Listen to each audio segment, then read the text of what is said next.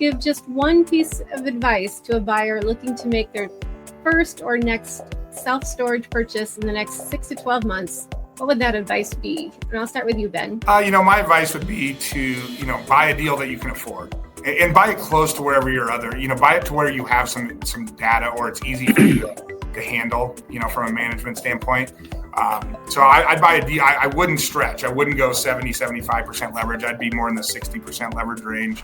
And I'd just try to, buy a deal. But I do think, because I think, as I just mentioned, I think as the market gets better, that 60% leverage deal that you buy today could be 40% leverage in a couple of years.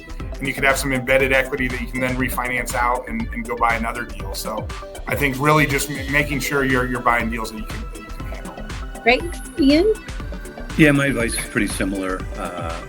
Be disciplined, buy something that makes sense, use a management company because, take your time learning the space. A lot of people have this misconception that storage, it's real easy. You buy the buildings, you lease up the units, it's simple, but there's a lot of complicating factors.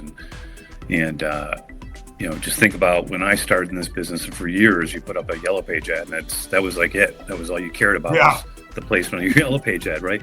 Now, it's so complicated in how to market, and you've got the outside forces like Storable will help you fill your place up, but it's going to cost you a lot. So you got to weigh all that. And so there's a lot of moving factors, and make sure you're doing it right on your first one.